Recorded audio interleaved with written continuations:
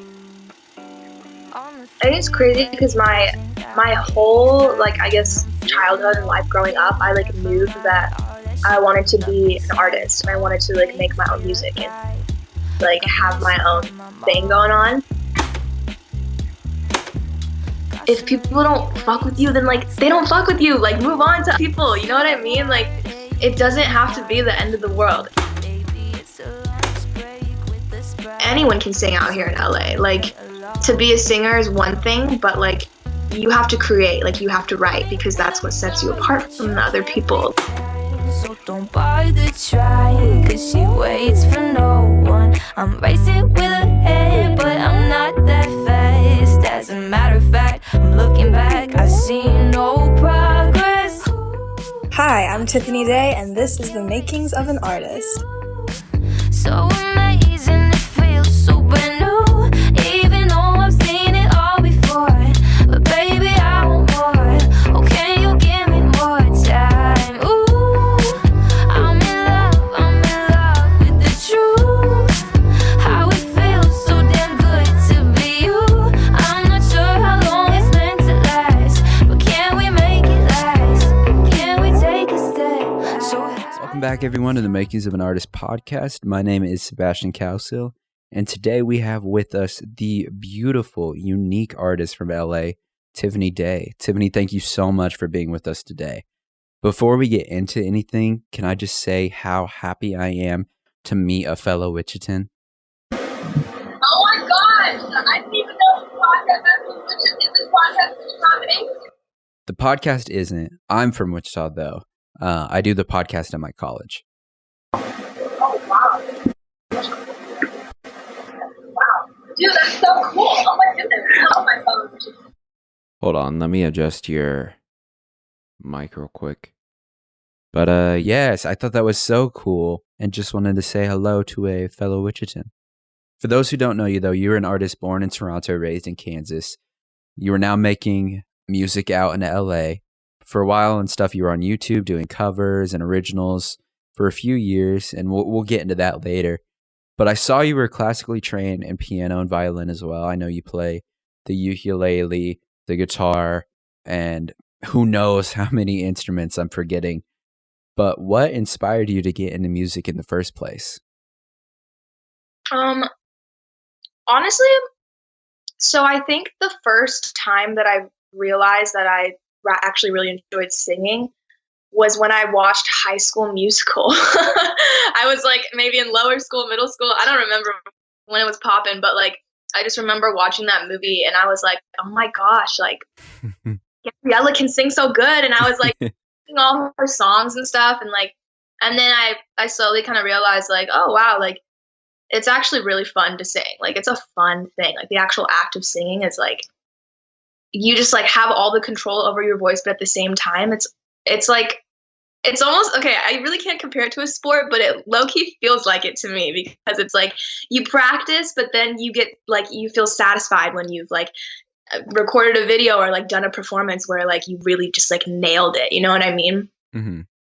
I love that. Now, as a genuine fan too, it's obvious that you've been musically inclined from a young age. You know, even when you started the YouTube, you were what, 15, 16 years old when you started filming those covers and stuff? Yeah, 16. When you started those covers and stuff on YouTube in specific, did you use that as kind of a creative outlet? Did you see it as something that was fun, or were you kind of looking at it as a stepping stone to what could be bigger?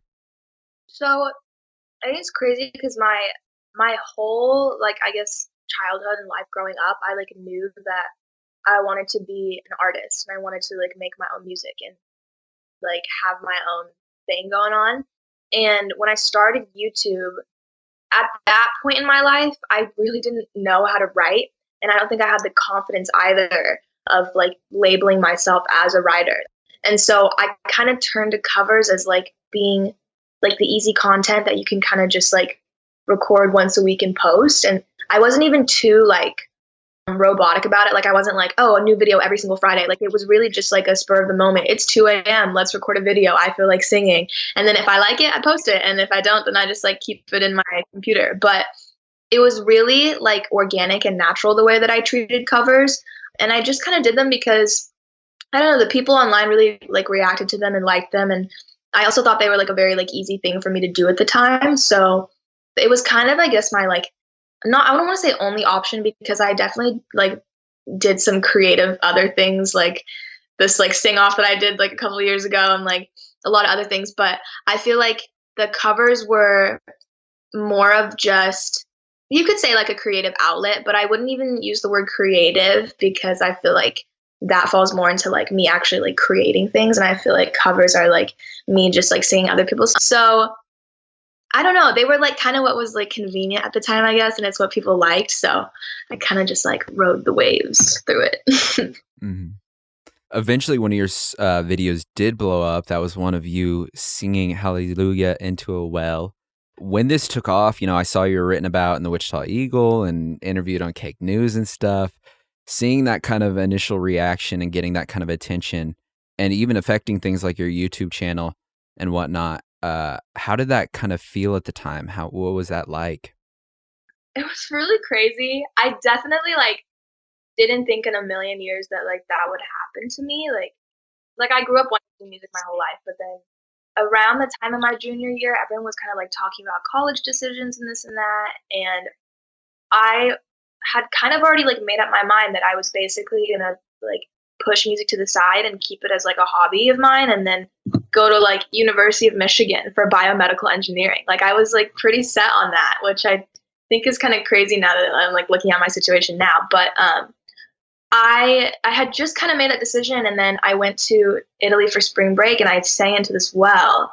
And it's crazy too, because I originally wasn't even going to post this video. Like, I don't like the video. Like, I literally remember the moment after we had taken it, and I was sitting on this bus just like watching it back with headphones in and with my friend. And my friend was like, "It's good. Like, you should post it." And I was like, like, I don't know. Like, I don't like the end of it, or like, I just don't really like it. And so I sat on that video for like a week or two, and I got back to America. And then one night I was just in my bedroom, just chilling, looking at like all these photos from the trip. And I saw the video, and I was like, I feel like I don't post enough like singy stuff to Twitter, so maybe I should just do it. So I just posted it, and I said something so casual. I was just like, missing this trip, like found a well in Italy, missing this trip. And I just posted it, and I didn't think anything of it. Like there was not a single thought in my head that was like, this video is going to go viral. And like a couple days passed by, and like it's getting a little bit of traction on Twitter. And there's one point where it hit 1,000 likes, and I was like, my life complete, like a tweet with 1,000 likes. So set. And so then I turned off my notifications because it like was getting kind of annoying. And so then I went to bed, and the next day I woke up for school, and I looked at my phone, and it was at 13,000 likes. And I was like, yo, what is happening? So I ran to my mom, and I showed her, and I was like, Mom, look at this. Like, it has 13,000 likes. And she literally said to me, and it wasn't even in like a sarcastic tone, like she said to me in such a serious tone, she was like, "Oh, just wait until it hits 200,000. And I laughed at her. I was like, you're so funny. It's whatever. And I go to school, and like a couple people see me, and they're like, what's up, well girl? And like, then I got this whole name in high school. People were calling me well girl. Eventually, over the course of like the next week or so, all of these like news companies started reaching out to me, and then people started like finding my Instagram from this, and then all this stuff happened. And by the end of the week, I had like went back on to just check it, and it actually had hit over like 300,000 likes. And I was like, that's crazy. Like, why do people like this video so much? Like, just like dumbfounded. And then I remember one night so specifically, this is like the craziest. I feel like I don't like happy cry a lot, if that makes sense. I like, it's like rare for me to happy cry, but like I remember I was working at this chocolate shop back in high school called Coco Dolce. It's like this cute little, as a fellow. Yes. But I was working there, and I was working a night shift, and we had just closed up shop, and like I had gotten into my car to just sit for a second, and I just remembered crying in my car. Like, and it wasn't like a sad, like it was just like a very like, why did God pick me out of all people? Like, why is this happening to me? And it's like God knew that I like really wanted to do music, but I was going to give up because I didn't know opportunity for it. And now that I do have opportunity, it's like I feel like my path has kind of just changed. And I just remember happy crying in my car for like a solid 15 minutes. Like it was kind of crazy. That's like the one moment in my life that I remember so vividly. But after all that happened, my mother was like, you need to continue posting on your YouTube channel because that's like the best way to kind of keep it going. And I was like, good idea, Mom. And so that's when more of the covers started rolling out, and that's when I became more active on it. But in terms of like how people treated me after the video, like I would say that my high school was pretty like chill about it, I guess. Like no one was like, oh my gosh, like, but definitely there were like moments that I felt where it was like, like, would you be saying this to me if like all of this didn't happen? You know what I mean? And I feel like that's how it is for like literally everything in life. Like when somebody like finds success and this and that, like there's bound to be people who kind of act differently because of that. But I mean, that's just life. And it's like, I'm not like targeting anyone specifically, not targeting my high school. Like that's literally just how human beings are. But yeah, it was a crazy experience. I think that's like the one event in my life that like changed that, as cheesy as that sounds, it like changed the path of everything. Yeah. Now, at the time this did blow up, you said you were thinking about doing biochem, at the University of Michigan. So this video really did make you think, oh, I could pursue this life as a musician. Absolutely. And actually like originally what I wanted was to, so by the time senior year had started, I had just reached 100,000 subscribers on YouTube. And then by the time senior year ended, I had hit 500,000. So I was like growing at a pretty fast rate. And originally what I wanted to do was I wanted to take a gap year and I wanted to move out to LA for a year and just completely pursue music. And then after a year, I would, go to college.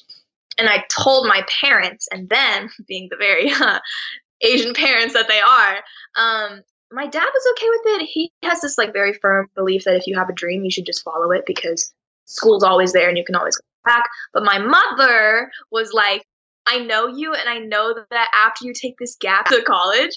And so I was like, I guess you're right. Like, obviously I can't like, I was still like maybe 17 at the time. So then I was like, okay, so what if I find a college out here in Los Angeles, aka the hub of pop music, and I'm able to be in college and like study and work towards my degree, and then also be able to make music and like do the things I want to do at the same time. And my parents were like, that sounds good. So that's when we started this whole search to find a college in LA that like fitted me and my needs. And then that's how I ended up here. Is the college you're going to now and what you're majoring in related at all to the music that you're creating? In a sense, yes. So I go to Loyola Marymount University. It's a private institution. It's a Jesuit Catholic institution.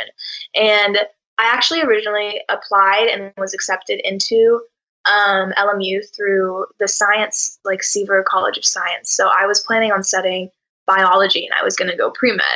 Again, like the stereotypical Asian that I am. I mean, and this was like, there was no pressure from my parents on this decision. Like, biology is just something that genuinely interests me. And I was like, I want to do it. And then I realized that like being a science student is like a full-time job. Like, it's actually insane. And so I was like, there's no way that I can do this and then music at the same time. Like, it's just not going to happen. And so I decided to switch as soon as I got here, and I'm studying communications now with a minor in public relations. And I feel like, one, it fits me because I guess in high school I did a lot of like debate and speech and stuff like that. And so I'm just like very used to like being talkative and like doing speeches and like I'm just like communicating, like I feel like that's like a natural thing for me. And so I just like wanted to learn more about the like scholarly part of communication, I guess.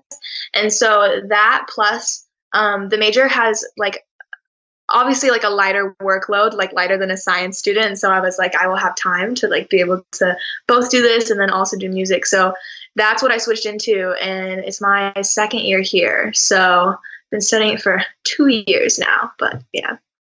You said your family and friends, they were initially supportive when you wanted to make that move to LA? Yes, absolutely. They really just wanted me to be happy. And I thought I'd be happiest like by moving out to LA.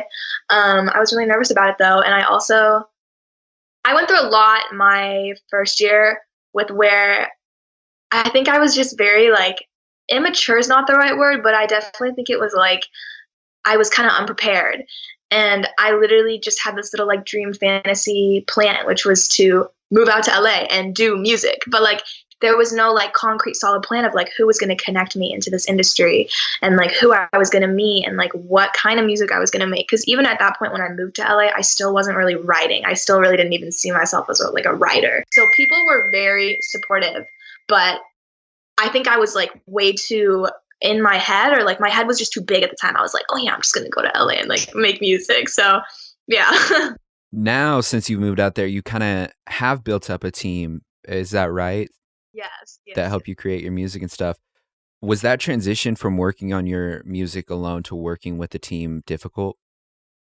Um, Honestly, not at all. I think it was like so natural and it came so, no, I wouldn't say easily because I definitely had to like work for like myself, I guess. But it was like, it was interesting because the first time I met my managers, I did not know they were managers.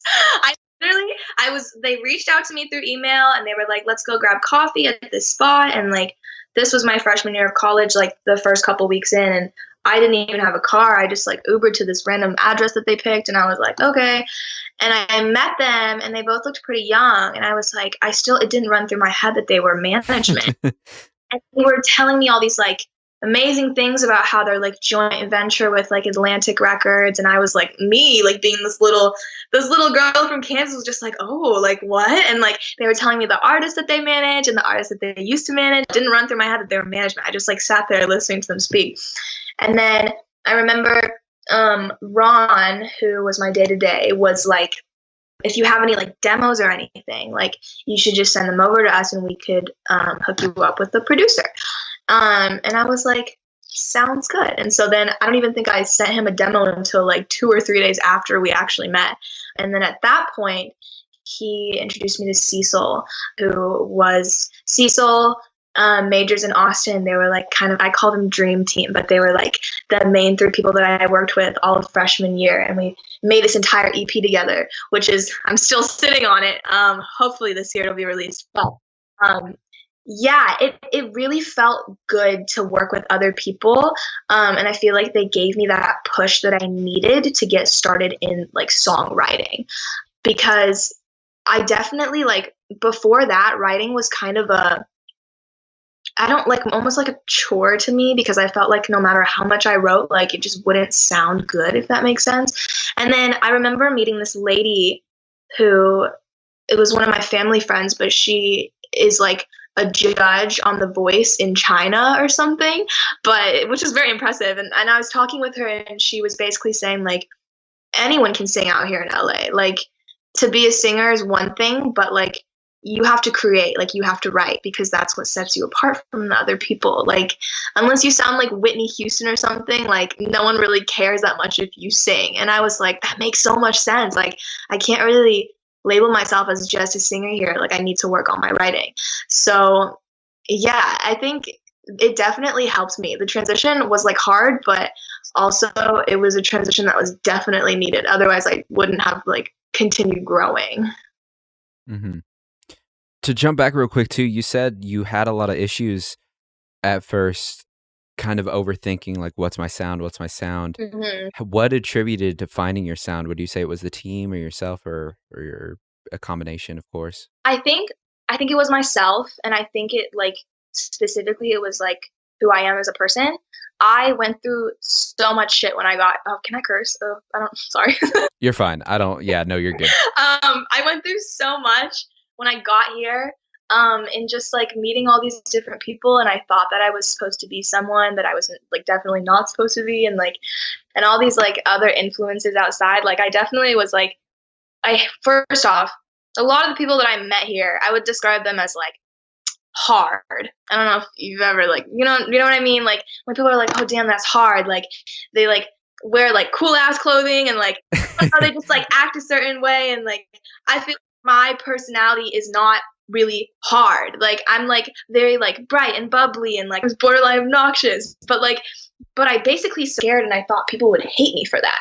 And so I kind of toned myself down around everyone because I wanted to also be seen as like hard, you know? And so it was difficult because I started to hate like how young that I looked, and I was like, damn, like this is gonna be an issue. Like I'm trying to look older, like I'm trying to look like an artist, and like so I'd put on a lot of makeup, like darker makeup and darker clothes, and like try and just be somebody who I was definitely not. And then after a while, like it started getting so old and I started feeling so miserable, and I was like, why am I doing this to myself? And then you kind of just realize that like the world is so like if people don't fuck with you, then like they don't fuck with you, like move on to people, you know what I mean? Like it doesn't have to be the end of the world. And so eventually I just got so lost. I was like, I don't even understand who I am anymore. And I remember last summer my friend did this exercise with me that probably just like changed everything. It helped me so much. He was like, I want you to text me every single morning and tell me 10 things that you like about yourself. And I was like, okay. So I started doing that. And like the words that would come up were like, I like how I'm excited all the time. I like how I'm peppy. I like how I'm bubbly. I like, I like looking youthful. Like, I like these things. And then we slowly started to realize like, this is my personality, like youth and like being happy and like being goofy and like those type of things. Like that's like who I am as a person. And like I can't pretend to be this like dark like emo bitch online when in reality like I'm this like crazy like bright person in real life. And so eventually I was like, I need to start like showing my personality through my social media and through my songs. And so I feel like that's kind of what started guiding me to like find my sound. And I'm like in no way am I saying that like I've got it, like I've got the sound, but like I'm still like, playing around here and there, but I feel like just the playfulness of it and the youth is what's really guiding me as I continue to make music. Of course. Couple of questions that I do like to ask all of my guests. The first one is, what advice would you give to new artists today? Okay. I think my biggest piece of advice would be to literally just go ham. Like the thing is, I kind of went from cover artist to artist, but the thing that was different in my case was that I already had eyes on me, because usually as an artist, like if you want to be an artist, like you can just start out and you can start kind of creating things here and there, like experimenting here and there, and then the things that you feel like don't resemble you, you can obviously just like pull them, and like people aren't really gonna notice that much. But for me, making this transition, I already had eyes on me, so it was very difficult to kind of navigate the waters and like see who I was as an artist and like see all these things and like finding my identity as an artist, which was such a hard thing to do. But like now we're here and it's getting better. But I feel like a lot of people will sit on something and then constantly like think about it or like plan it and be like, I don't know, does this really resemble me? Like, should I release this? Like, let's create more. And they'll just sit on a bunch of different things. And then at the end of the day, they can't even decide what like resembles them, I guess. And like this year specific, that was kind of like what I was doing like the past year. So like I had a lot of music. I still have a lot of music that I'm just sitting on, but I just like all of it's so different that I was just scared that I was going to confuse like the audience, that like I'd have all these like different things. And then you kind of realize that like you just have to go for it. Like you just have to like release whatever you think sounds good and then see how the audience reacts to it and like see how people like which ones people connect to more and which ones people like more. And then at that point you can kind of like continue like formulating yourself. But there's really no point in like sitting and waiting and like constantly like planning everything out so meticulously, because at the end of the day, I feel like what matters most is what you love and what other people love.